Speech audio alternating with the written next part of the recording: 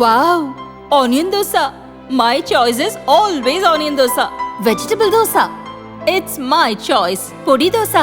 My choice is podi dosa. Wow! Masala dosa.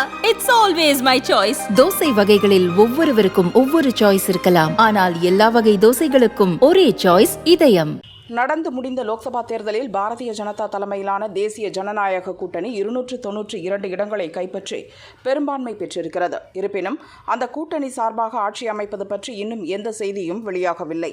பிரதமர் மோடி தேஜா கூட்டணிக்கு 3வது முறை வாய்ப்பளித்ததற்கு நன்றி மட்டும் தெரிவித்து சோசியல் மீடியாவில் பதிவு செய்தார். இரவு டெல்லியில் பாரதிய ஜனதா தலைமை அலுவலகத்தில் பிரதமர் மோடி, பாரதிய ஜனதா தேசிய தலைவர் நட்டா, மத்திய அமைச்சர்கள் அமித்ஷா, ராஜ்நாத் சிங் கட்சி தொண்டர்களை சந்தித்து நன்றி தெரிவித்தனர். அங்கும் ஆட்சி அமைப்பது பற்றி எதுவும் பேசப்படவில்லை. மாறாக கடந்த 10 ஆண்டு சாதனைகளை மட்டும் பிரதமர் மோடி பேசினார். தேஜா கூட்டணியில் பாரதிய ஜனதாவுக்கு அடுத்தபடியாக அதிக இடங்கள் வென்ற தெலுங்கு தேசம், ஐக்கிய ஜனதா தள கட்சிகளின் தலைவர்கள் தேஜா கூட்டணி ஆட்சி அமைக்க இன்னும் தங்கள் ஆதரவை வெளிப்படையாக அறிவிக்காமல் உள்ளதால் அரசியல் வட்டாரத்தில் சந்தேக கேள்விகள் எழுந்துள்ளன. இந்த இரு கட்சிகளுடனும் இந்தியா கூட்டணி தரப்பிலும் பேசி வருவதாக கூறப்படுகிறது. ஐக்கிய ஜனதா தள தலைவர் நிதிஷ்குமாருக்கு துணை பிரதமர் பதவி, ஆந்திராவிற்கு சிறப்பு அந்தஸ்து வழங்கப்படும் என ஆசை வார்த்தை கூறி 2 தலைவர்களையும் இந்தியா கூட்டணி இழுக்க முயற்சிப்பதாக டெல்லியில் செய்தி பரவுகிறது. இந்தியா கூட்டணியினர் இன்று டெல்லியில் கூடி அடுத்த கட்ட நடவடிக்கை பற்றி விவாதிக்க உள்ளதாக அதிகாரப்பூர்வ அறிவிப்பு வெளியாகிவிட்டது. அதில் கலந்து கொள்ள தமிழக முதல்வர் ஸ்டாலின் டெல்லி செல்கிறார். இண்டி கூட்டணியின் அரசியல் நகர்வுகள் இப்படி இருக்க பாரதிய ஜனதா கிட்டத்தட்ட நிசப்தமாக இருக்கிறது.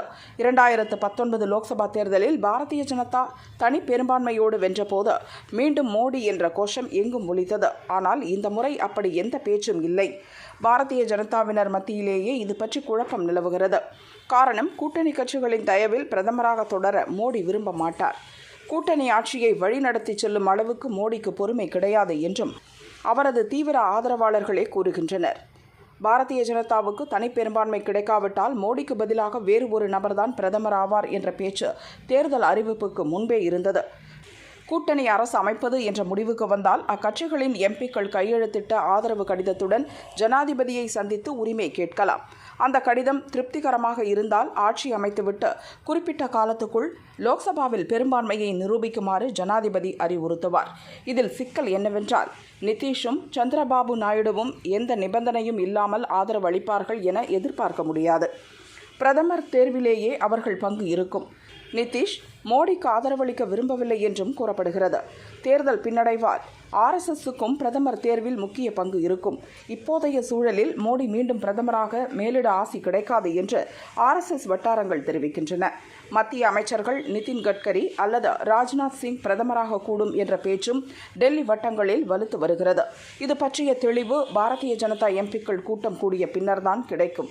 அதற்கு முன் இன்று காலை 11 மணிக்கு மோடி தலைமையில் மத்திய அமைச்சரவை கூடுகிறது.